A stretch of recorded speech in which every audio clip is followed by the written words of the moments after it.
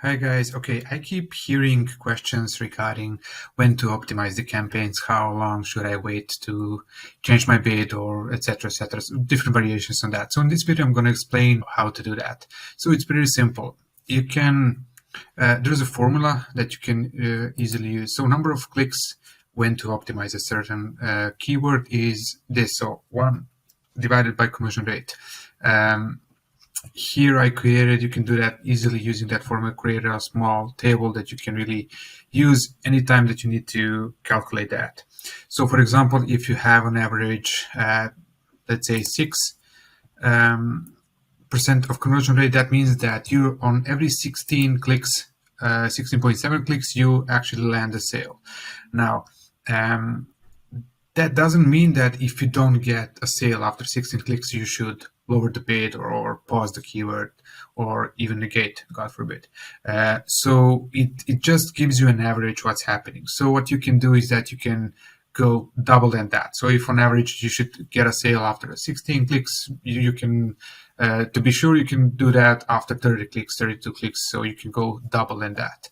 That will enable you just to be sure that keyword is performing or not, and then different directions from there. Either increase the bid depending on the outcomes, or lower the bid, or whatever else.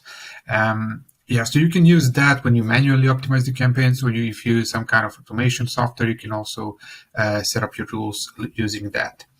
Additionally, yeah, also what's worth mentioning, that's just a general rule. So you cannot apply that to every single product and keyword out there. Especially, you need to take into consideration the pricing of your product. Now, I'm helping a client managing a big portfolio of products, and they can even have hundreds of clicks, like 700 clicks before they land a sale, and we still shouldn't optimize that much because it's a really high, very expensive product. So it's a $1,500 product. So even that, if they spend $500 without a sale, it's still no time for lowering the bid. So yeah, really take that into consideration when choosing that one.